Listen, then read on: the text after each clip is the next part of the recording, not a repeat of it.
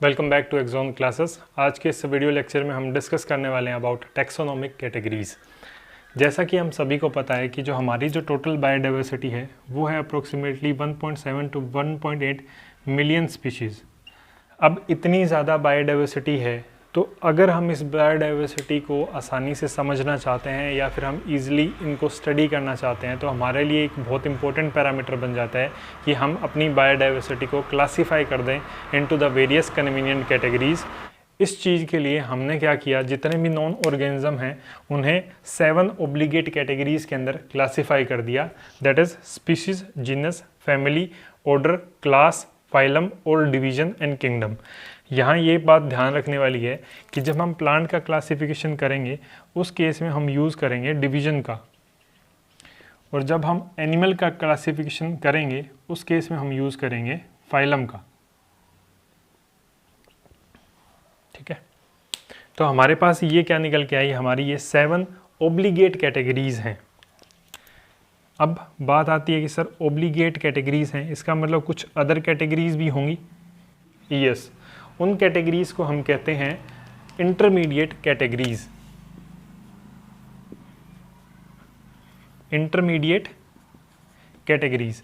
अब intermediate categories का मतलब क्या है कि इंटरमीडिएट कैटेगरीज वो कैटेगरीज हैं जो कि प्रेजेंट होंगी इन बिटवीन फंडामेंटल कैटेगरीज या फिर इन बिटवीन ऑब्लिगेट कैटेगरीज। अब देखते हैं इन इंटरमीडिएट कैटेगरीज का क्या रोल है। अगर हम किसी भी ऑर्गेनिज्म का साइंटिफिक क्लासिफिकेशन कर रहे हैं, उसे एक करेक्ट ऑर्डर के अंदर चाहते हैं या फिर एग्जैक्टली हम एक डेफिनेट पाथ की तरफ जाना चाहते हैं, तो उस केस में क्या है कि इन 7 ऑब्लिगेट के अलावा हम अदर कैटेगरीज को भी इंक्लूड करते हैं। उन कैटेगरीज को कहते हैं हम इंटरमीडिएट कैटेगरीज, सच एज सब फैमिली, सुपर फैमिली, सब ऑर्डर, सुपर ऑर्डर, सब क्लास, सुपर क्लास एक्सेट्रा। ये सारी क्या हैं, इंटरमीडिएट कैटेगरीज हैं। लेकिन 7 जो कैटेगरीज हैं वो हमारी एक ऑब्लिगेट कैटेगरीज हैं।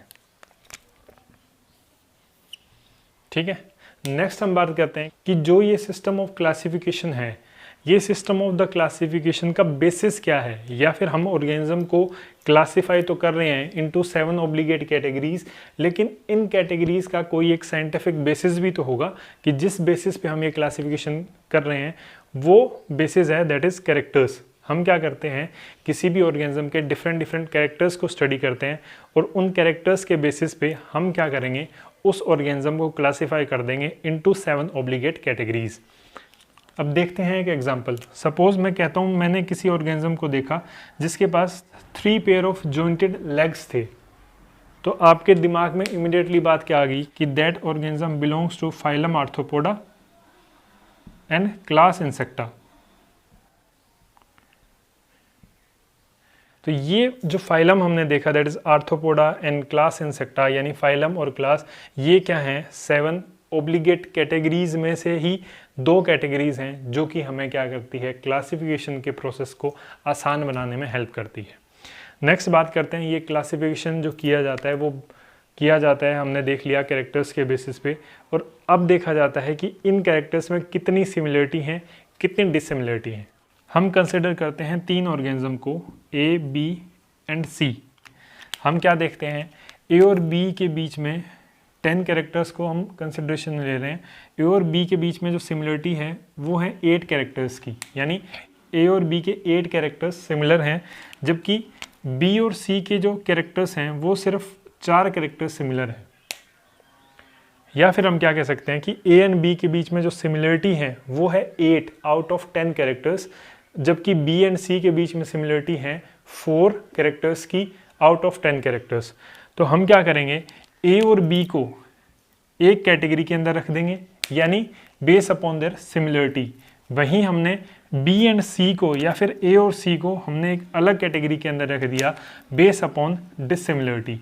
तो ये जो सारे कैरेक्टर्स को कंसिडर करेंगे, फिर कैरेक्टर्स के अंदर सिमिलरिटी को देखेंगे, डिसिमिलरिटी को देखेंगे, फिर क्या करेंगे, ऑर्गेनिज्म को हम क्लासीफाई करेंगे।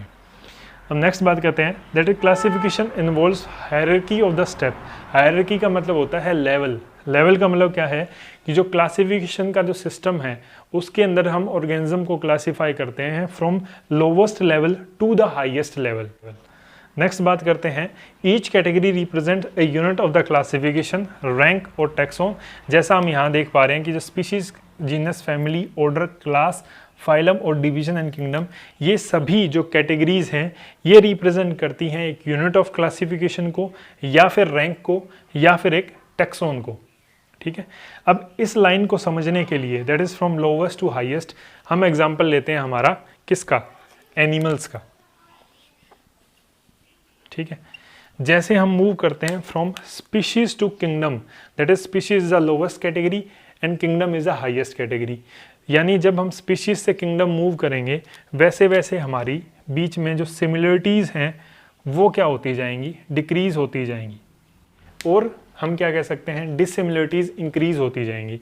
या फिर हम ये भी कह सकते हैं कि जब हम मूव करते हैं फ्रॉम किंगडम टू स्पीशीज़ तो हम क्या करते हैं, एक स्पेसिफिसिटी की तरफ मूव करते हैं, यानी हम उतने ज़्यादा स्पेसिफिक हो जाते हैं ऑर्गेनिज्म को लेके। इस बात को समझने के लिए एक छोटा सा एग्जांपल लेते हैं, जैसे दैट इज़ एनिमल्स का।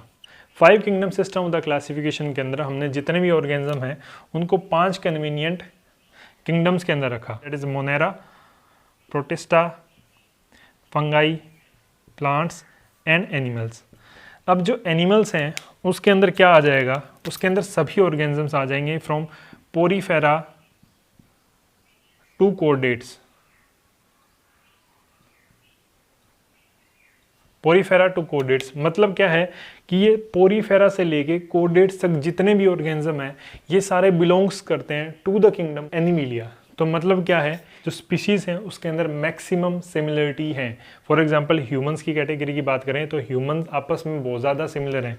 तो हम क्लियरली देख पाते हैं, अगर एक किसी ह्यूमन को खड़ा कर दिया जाए या फिर किसी जानवर को खड़ा कर दिया जाए, आप इजीली आइडेंटिफाई कर देते हैं based upon some easily observable characters such as external body hair, ear pinna, memory gland, diaphragm etc. इन सभी कैरेक्टर्स को हम देख के क्या कर देंगे, किसी भी ऑर्गेनिज्म को क्लासीफाई कर देंगे इनटू द सेम स्पीशीज।